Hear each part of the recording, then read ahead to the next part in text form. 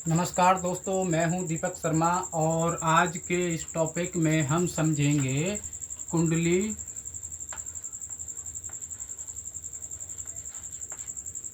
क्या होती है।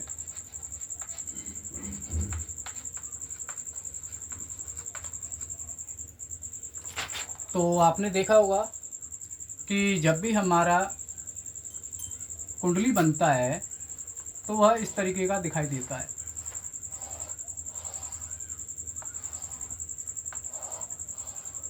इस तरीके का दिखाई देता है जिसमें हमारे 12 खाने बने होते हैं। 2 3 4 5 6 7 8 9 10 11 और ये 12। तो 12 खाने बने होते हैं इसमें हमारे जन्म कुंडली के अंदर। इसमें हमारे कुछ ग्रहों के जो शब्द हैं वह प्रथम शब्द लिखे होते हैं, जैसे सूर्य का सु, चंद्र का च और मंगल का म। इस तरीके से हमारे नवग्रह इस कुंडली के अंदर लिखे हुए होते हैं। अब बात करें कि यह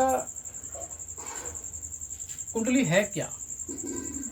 तो देखिए, कुंडली जो होती है यह हमारे ज्योतिष में वह नक्शा होती है जो जन्म के समय, जब बच्चा जन्म लेता है उसके समय जन्म तिथि, यानी कि हमारे जन्म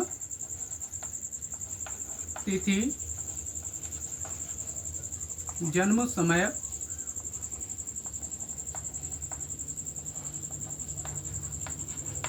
और जन्म स्थान,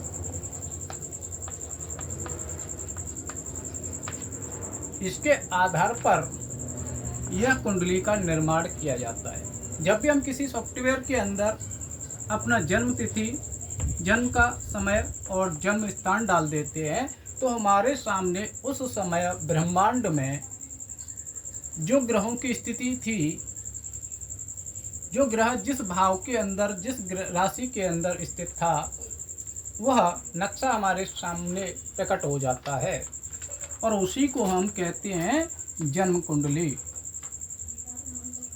इसमें क्या दर्शाया जाता है, अगर हम ये बात करें तो इसमें देखिए ये चीज़ें हमें पता चलती है कि जन्म के समय नवग्रह, यानी कि जैसे मैंने बताया सूर्य, चंद्र, मंगल, इस तरीके से जो 9 प्लेनेट है, हमारे 9 ग्रह कुंडली के 12 भावों के अंदर किस स्थिति में थे, कौन सा प्लेनेट कहाँ बैठा हुआ था, किस भाव के अंदर बैठा हुआ था, किस राशि के अंदर बैठा हुआ था, उनकी स्थिति क्या थी, शुभ थी, अशुभ थी, ये सारी चीज़ें हम आगे बात करेंगे। लेकिन स्थिति की बात कर लें तो वह स्थिति में कैसा था, अच्छी बैठा हुआ था कि खराब बैठा हुआ था या न्यूट्रल बैठा हुआ था स्थिति में, वह सब हमें पता चलता है और उसी के आधार पर हम जातक के जीवन का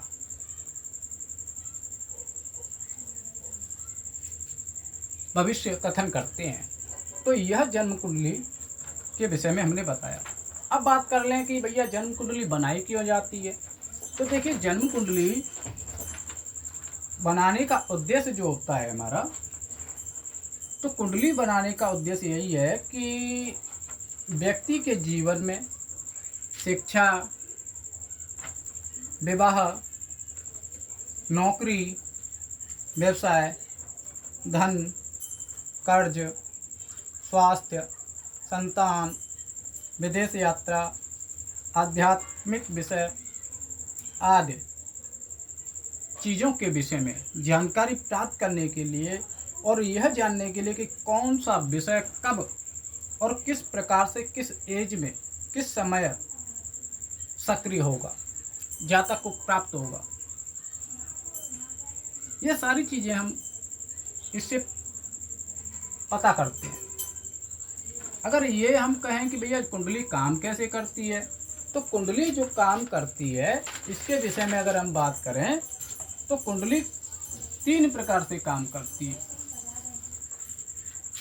पहला होता है जी भाव, जो कि ये 12 खाने आप देख रहे हैं, इनमें जो खाने बने हुए हैं यह 12, तो इसमें हमारे इनको कहते हैं भाव या हाउस या घर। तो ये 12 भाव होते हैं हमारे।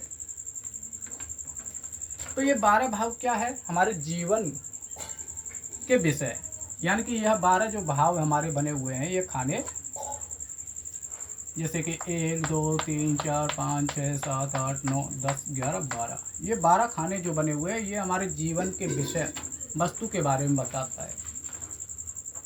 तो इसी से भावों के विषय में ही हम जो है ना अक्सर चर्चा करते हैं, क्योंकि हमारा सबसे पहला मुख्य चीज़ जो होता है वो हमारा भाव होता है। क्योंकि किसी भी विषय का जो अगर हम विचार करेंगे ना, किसी भी विषय का अगर हम विचार करेंगे तो वो हमारे किसी न किसी एक भाव से विचार किया जाता है।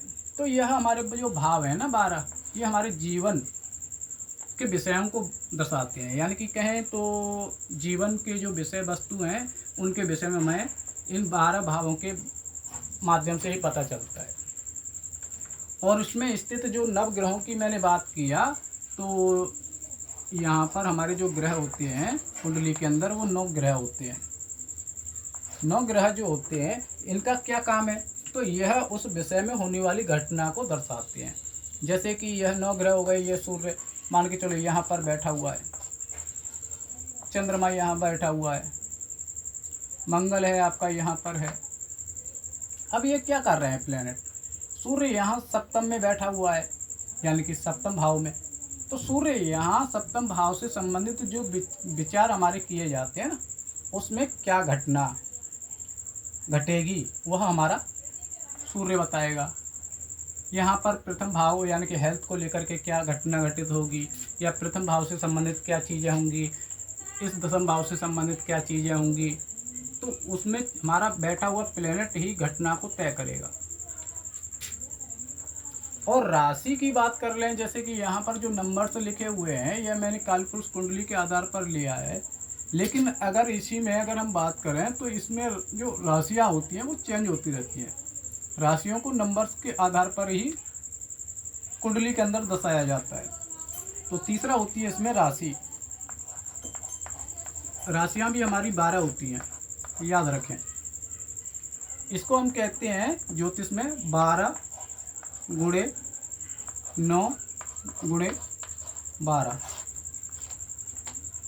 12 9 12, इसी पे हमारा ज्योतिष चलता है पूरा। अब राशि का अगर हम यहाँ पर बात कर लें तो भैया राशि का क्या महत्व है, तो राशि हमेशा क्या करती है कि ग्रह की अवस्था को विषय में बताती है कि ग्रह की शक्ति क्या है, ग्रह की शक्ति क्या है, गुणवत्ता क्या है उसकी। ग्रह जो है आपका अच्छा है यानी कि बलवान है या कमज़ोर है।